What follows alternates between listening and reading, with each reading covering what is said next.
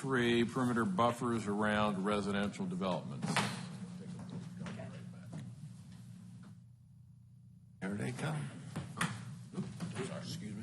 Sorry about that. It's this number 6 on there. Well, he's doing that. Get myself situated.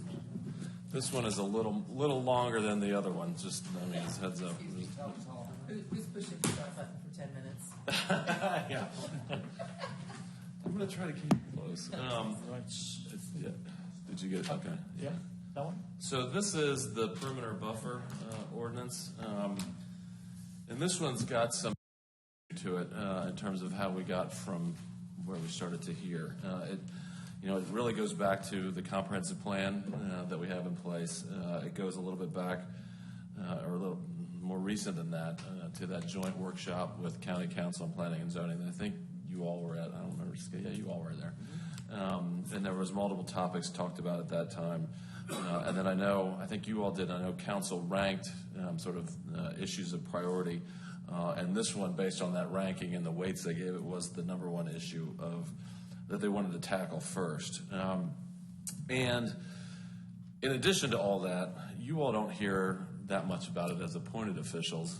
Staff hears about buffers all the time, and County Council hears about buffers all the time, from developers, from people living within developments, people living next to developments that are being constructed, people driving down the road, kind of across all walks of life. And I'm going to list off some of the topics, and Mr. Whitehouse may fill in the blanks on these, but we hear a lot about the insufficiency of the buffers currently in our code. In other words, how big are they and what's required in them?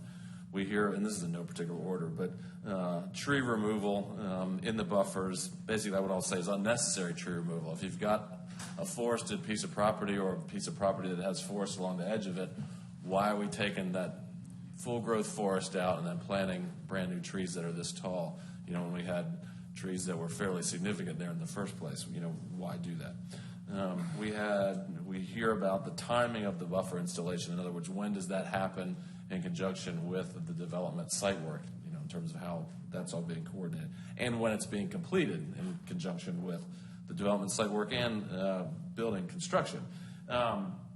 We also, in our code, currently have inconsistent requirements. We have the original perimeter buffer standards that go back close to 20 years at this point in Chapter 99 that requires a 20-foot buffer and has planning requirements and spells it out pretty clearly with a 2-year bonding requirement and other things. But then we also have totally separate buffer requirements in Chapter 115 for cluster subdivisions that is 30 feet with a different set of planning requirements. So there's inconsistencies. Plus, at this point, essentially all we're seeing is cluster subdivisions. So that definition is not as good, yet it's the one that gets used all the time. And so one of the goals of this is to clean that up and put it all in one place and make it one set of standards. Another topic we hear about quite frequently is, even if we're keeping trees or if trees have been planted, that at some point during construction, the buffer is being damaged. And what are you going to do about it? Or the trees are dying. We've been requiring at the commission silt fences to be installed on the interior side of that, but at the same time still, there's site work contractors that, whether the silt fence is there or not, they'll tear up the root structure or the tree itself.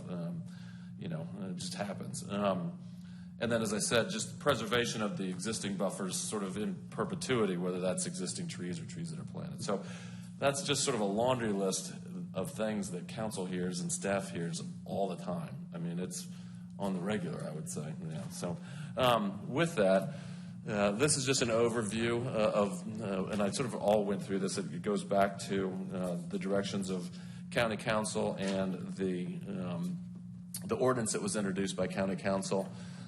The first part of the ordinance established or replaced definitions within the code. They're all in the ordinance that you have. I'm not going to read those, but some of the important ones we had to establish were a definition of clearing or cleared. We wanted a forest assessment definition so that if there's existing trees within a subdivision along the perimeter, there would be an assessment of that, so you have a baseline to know what's there so that you know what's getting preserved or what may be getting damaged down the line. There is the perimeter buffer. We made that a standard 30-foot in width buffer.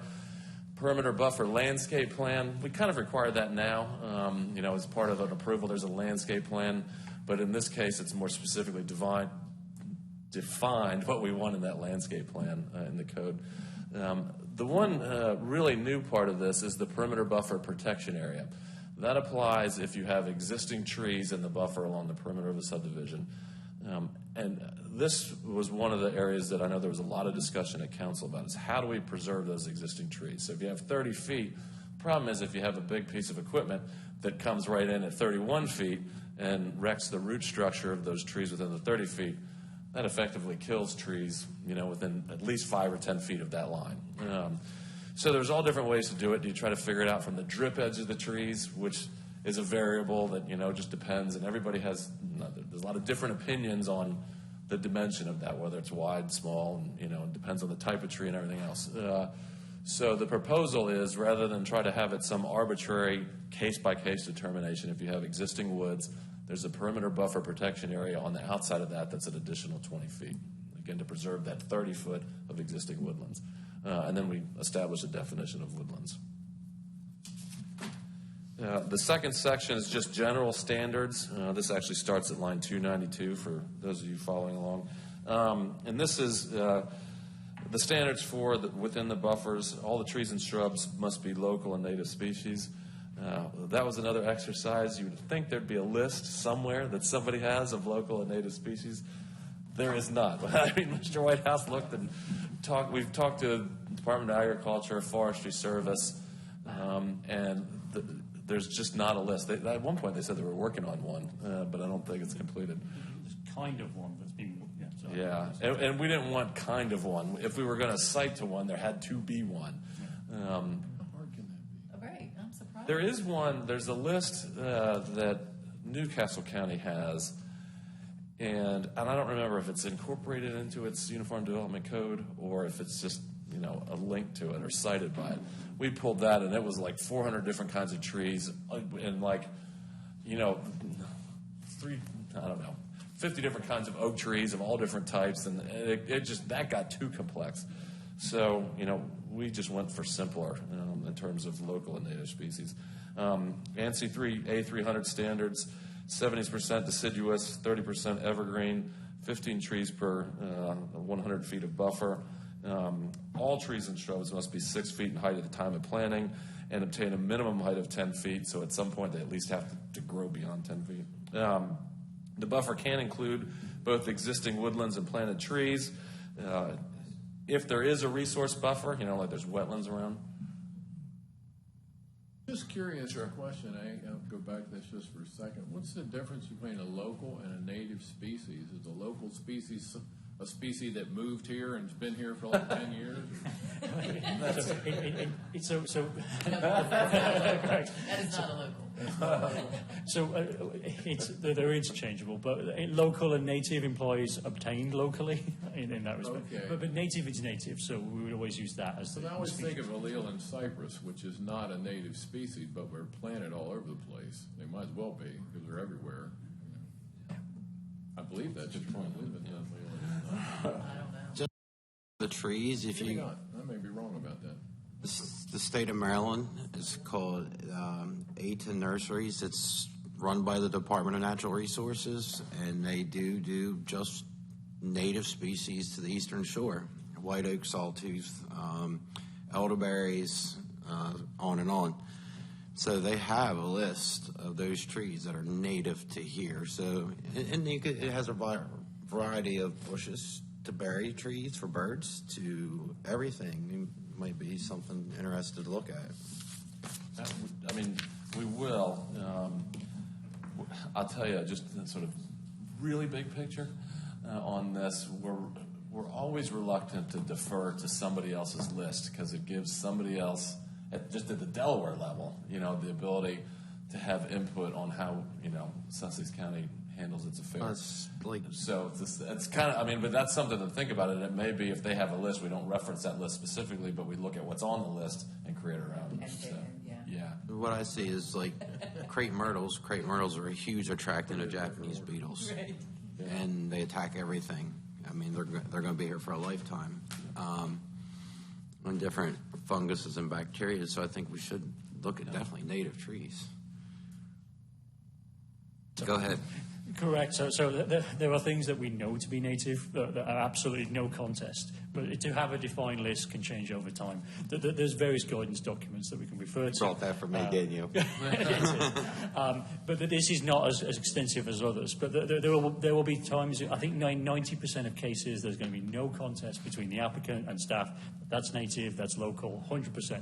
It's only in some cases where it's like so. Thank you, Jamie. Or Mr. Whitehouse. Should have just let him talk on that. That'd been quicker. If there's a resource buffer involved because there's wetlands or environmental issues along the perimeter, the resource buffer is always going to take precedent. I mean, obviously, we're not going to require somebody to go plant trees in a wetlands area or a buffer area that's governed by the other part. And then in all cases, there's signage that marks the perimeter buffer. So it breaks down into sort of two categories in the ordinance. One is where there's existing woodlands, and one is where there's no woodlands. The existing, the idea is to preserve those woods, and then when there's none, the idea is that you have to plant the new ones to comply with that. So looking at the first category where there's existing woodlands, again, there has to be that forest assessment. The woodlands need to be shown on the site plans. They need to remain in their natural state with limited activity. The perimeter buffer will be protected by that buffer protection area. It's like a buffer to the buffer, like we talked about, to preserve those woods.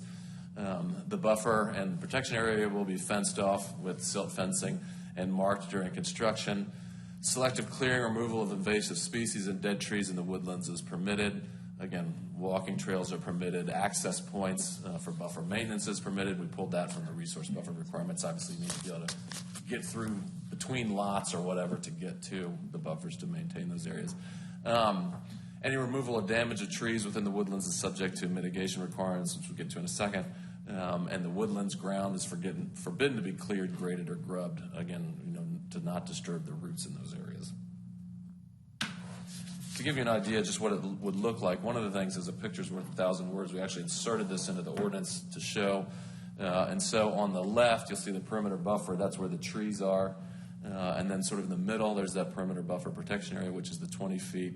And then there is the silt fencing and then the signage at 100-foot intervals. The 100-foot intervals was, I think that there's another spot in the code that requires that. The idea being that from every lot, you would be able to see one someplace. So, but that's what, in theory, what that would look like. The other sort of criteria that there was a push for at the council level was to avoid somebody making an end run around the tree preservation by clearing it, and then some reasonable period of time prior to application. So there's requirements for woodlands that are cleared within 5 years prior to the application. And I don't know, you probably don't need to go through it, but the staff has the ability through our Eagle View and aerial photography that we have to verify that with a fairly specific degree of certainty, whether trees existed or not. But if that was cleared, then it has to be replanted with 15 trees every 50 linear feet. So it basically doubles up the tree density you have to require. The idea is that if you have existing woodlands that provide a natural screen through large growth and underbrush and everything else, and you clear that out, you've eliminated that completely. So 15 trees every 100 feet is going to take a long time to regenerate that screening for the buffer. So that's why there's the recommendation to double that to try to get it back to close to what it was at 15 trees every 50 linear feet. There's another requirement that staff had pushed for and council had talked about was that there's, in addition to the 30-foot buffer, there is new woodlands planted at least 2 times the size of the cleared area at a tree density of 50 feet or 50 trees per acre. In other words, you have to go out and reforest someplace else equivalent to what you cleared. Sort of a compensation for that. And it has to be, it can be off-site as well, and if it is, it has to be protected by a conservation easement. So if there's no woodlands, it's similar to what we have now, just with the 30-foot requirement. The developer must comply with the perimeter buffer standards that we talked about, the 30 feet. It, again, needs to be silt fenced and marked during construction. There's a 2-year guarantee for the planning, and it doesn't say it here, but there would also be that signage so that within the development you wouldn't see creep.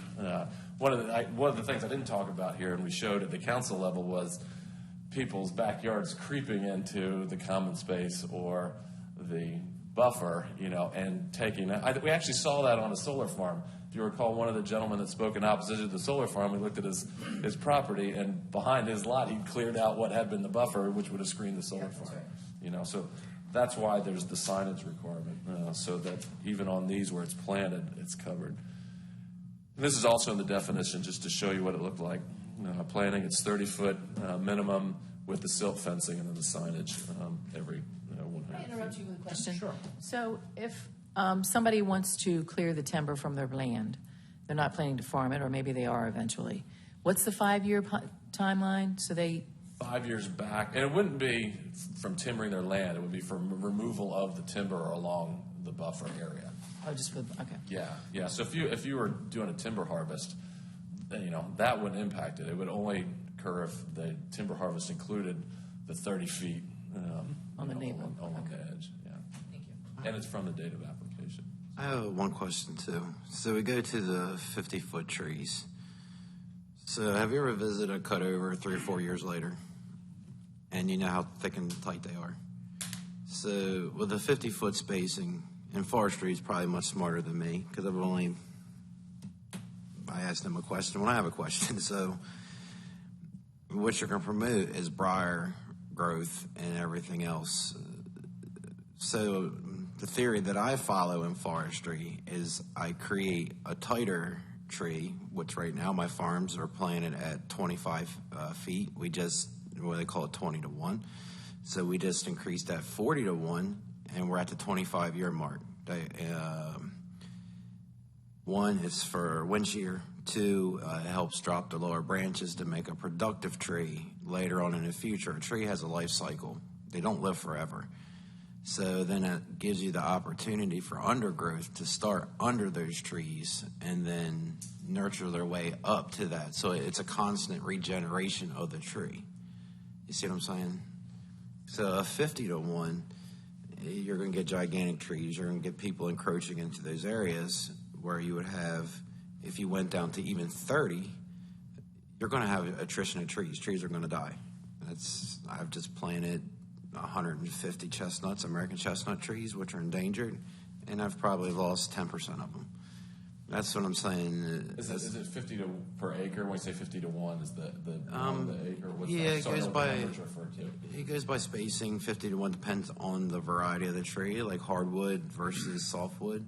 But I guess my question, just so I don't know, is it 50 trees per, or maybe it's 20 or whatever, but is the 1, does that refer to the acre? Or Yeah, so it's 50 trees per acre. Okay, all right. But, I mean, that all sounds like a lot of trees, but you're going to have attrition. So right now, this has nothing to do with what we're talking about now, is we're starting to beginning to shift to a pine bark beetle outbreak. Delaware did the million tree deal. Trees are too tight. They need to be thinned. It's going to spread heavy growth if we do not control the yellow pine bark beetle.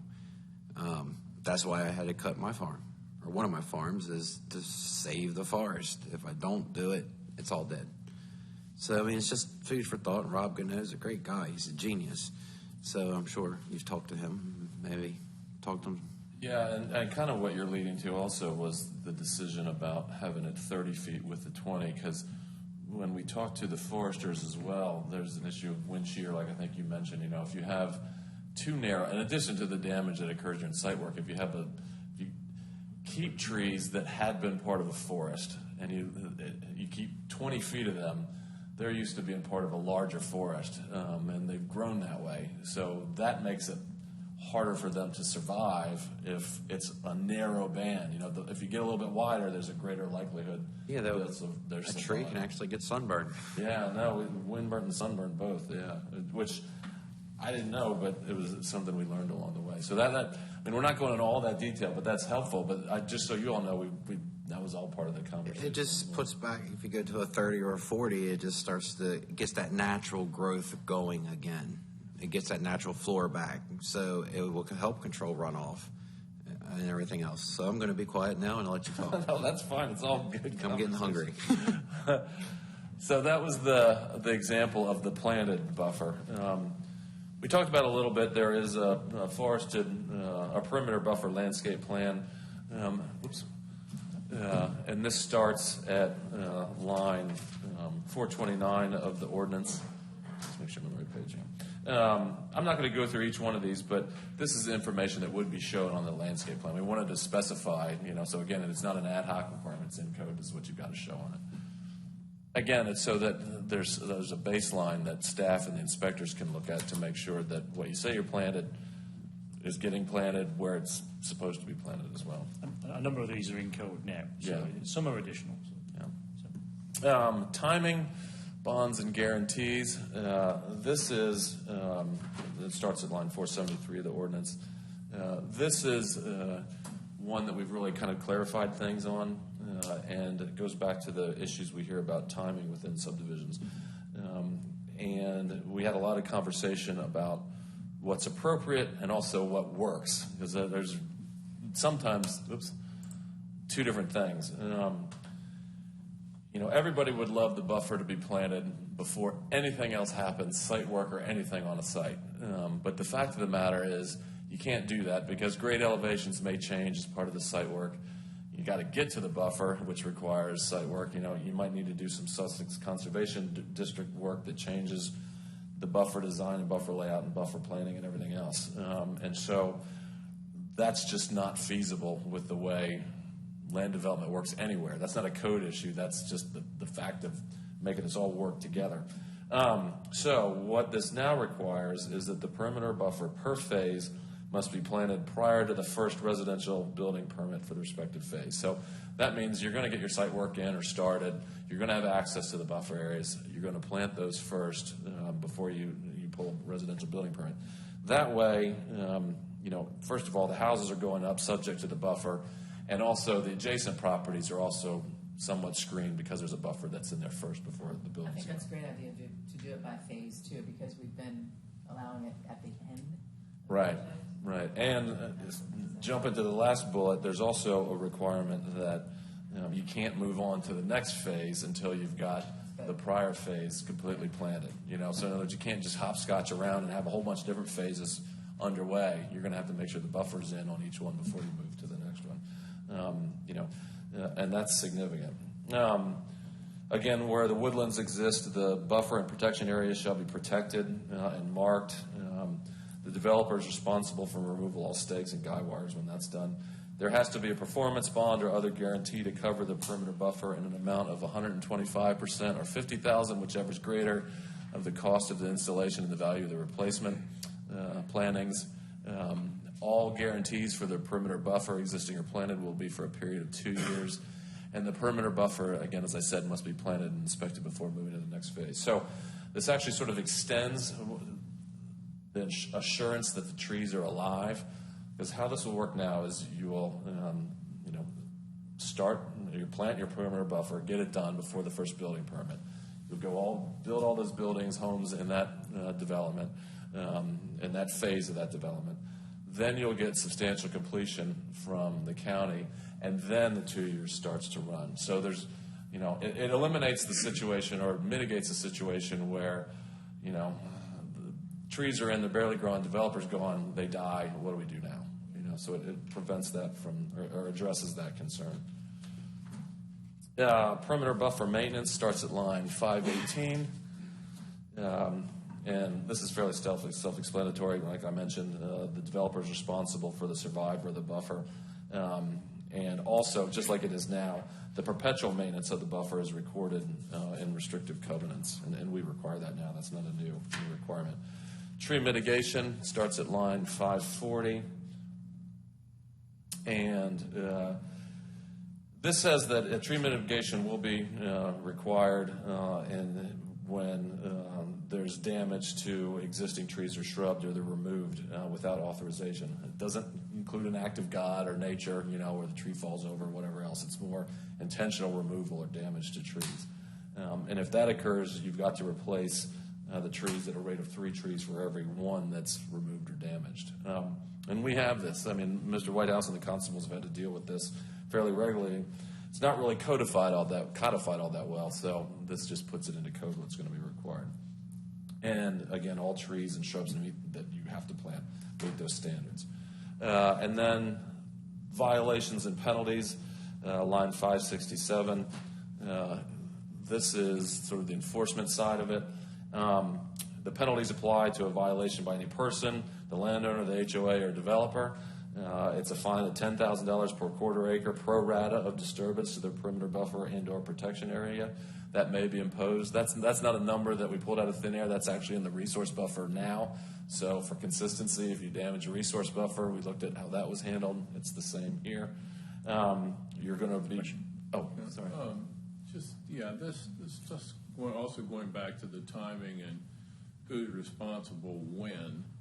I have a little bit of a concern that the HOA at the time of turnover could be getting a buffer that in fact is in violation, and I'm wondering if we should have if we can have the developer be responsible for maintaining the buffer until that's turned over to the HOA. That's actually how it's worded now. I will say, as from an administrative side, we don't necessarily know when that happens. That we could add that back in because it's in the code now. I think it's earlier or later to occur kind of language in the code now. Without looking at it, I can't remember. But one of the thoughts was, we're extending it a little bit, making the time period from planning to walk away is longer. Like I said. But trying to just peg it with a year, because that just makes it easier to know on a calendar. Well, a lot of there's not a right or wrong answer on that. It's just a difficult situation because a lot of times it can be that the HOAs don't know who's responsible for what when, right. And if they're not getting a transition study, for instance, during prior to turnover. They may not find out that there was an issue against which they had recourse against the developer until it's too late. That's my concern. But maybe if the bond is put up by the developer, wouldn't that trigger for them to turn that bond or take? If it's within the 2 years, but it is possible that outside the 2 years, if they hand over to the HOAs outside the 2 years, right. They could be inheriting a problem. It's possible. So. Yeah. I'd have to think about this. I'm sort of throwing this out. It's also maybe that the bond has to be in place until the time of turnover. Also, for the HOA. That's okay. All right. Okay. Go ahead. Bear with me. Sorry. I'm just writing a note on that. And then, which we do now, if somebody goes out and damages it, we put a hold on building permits. That gets folks' attention, so real fast. So essentially, that's the bulk of the presentation. There's a lot there. The ordinance itself is fairly lengthy because we had to delete everything and rewrite it. We had to do the strike-throughs and deletes and stuff. But that's the bulk of it. So I know that council felt very strongly about moving forward with this, with the 30 and the 20. They also felt very strongly about having consequences for damaging the buffer. That was always one that several council members in particular, but council as a body felt strongly about.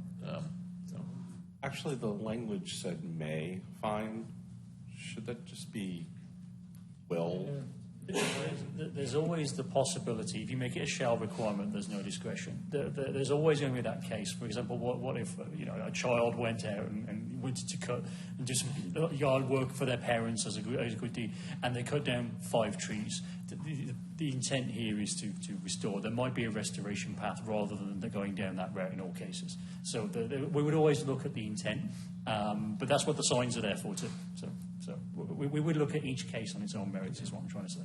So I think about, enforcement of parking regulations. When I park someplace, there's really no wiggling out of. Yeah, yeah.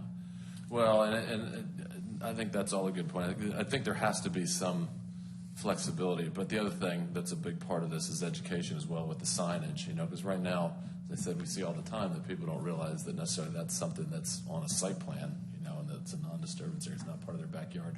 I know Mr. Lawson had a picture of somebody, this had less to do maybe with buffers and more to do with common areas, like a forest area in the middle of a subdivision, that somebody had literally gone and cleared it out, not on their property, put their bonfire and Adirondack chairs all around it, So it's that kind of thing. We want to make sure that folks know, what's part of their, I remember the picture. I probably would have been somebody that would do that, in the past. Remember, these are on, just like. I know. I've not done that. In the past. Long ago. So, any other questions from you? I have one. So I'm reading the easement right now. So this is for a different state, and I'm reading it right now. This is one of my easements, and as a county, we're trying to control everything and do everything ourselves, which drives up cost, which is going to drive tax, which is going to drive everything.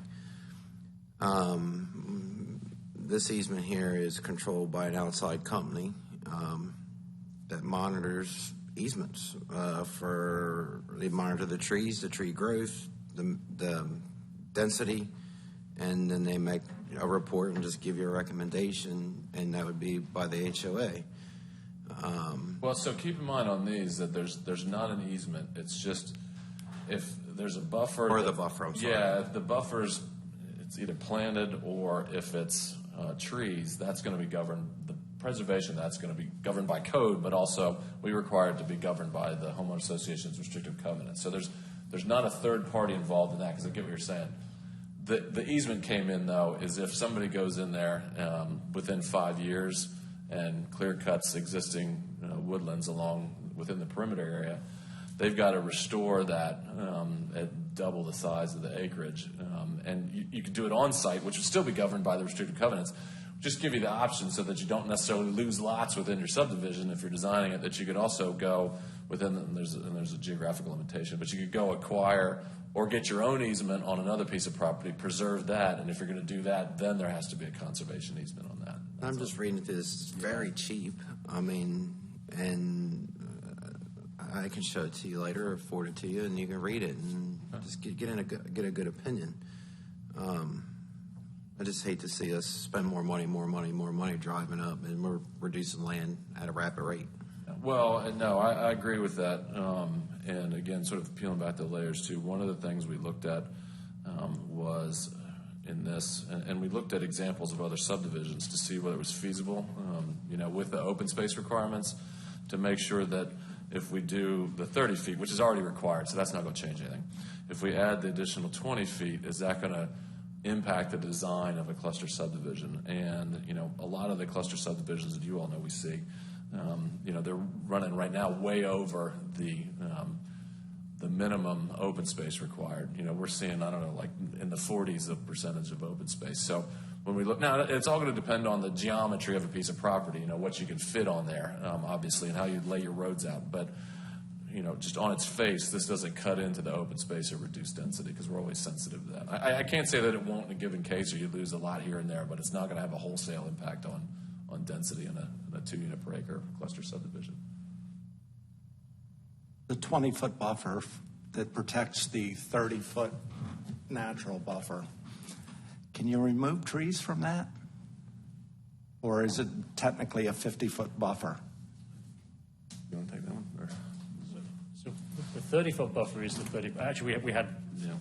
We go back. There's a reason for my question. Right. So this. Go back. So the signage is outside the perimeter buffer protection area, i.e. the no-cut warning signage. And the intention is that the perimeter buffer protection area also be protected. But in that perimeter buffer protection area, there is a likelihood that native species will naturally seed that area and wish to grow in that area. So there's language in the ordinance that if invasive species come in and start to inhabit that area, they can be removed, no problem at all. Can developers remove trees from the 20-foot perimeter buffer protection area? Existing trees? Yeah, you can, yeah. Okay, that's what I'm leading up to. In my career, I've seen when you tear a big tree down, you damage the trees within 20 feet. So I'm going to suggest that any trees removed within the buffer protection area be cut to the stump and left or cut and grinded. When you start pulling out the stump, with its lateral root system, it's going to rip out the roots all around it, and it's going to defeat the purpose of the perimeter buffer. That's a very good point. Yeah, right. Yeah, okay. Let them rot naturally. Because it talks about that, but I don't know that it talks about that specifically and clearly. Yeah, you know, if you just allow them to clear trees and bulldoze the stumps, it's going to disturb the root system in the 30-foot buffer because of lateral roots. Leave them or grind them. Which was the intention for having the perimeter buffer in the first place, to Right. protect the ones in the 30 feet, so. Right, yeah. right. There you go. Yes, so if we're protecting that 30-foot buffer, I just think trees within there should not be allowed to rip the root system of the trees that are removed. I agree. Good idea. Yeah. Any other questions?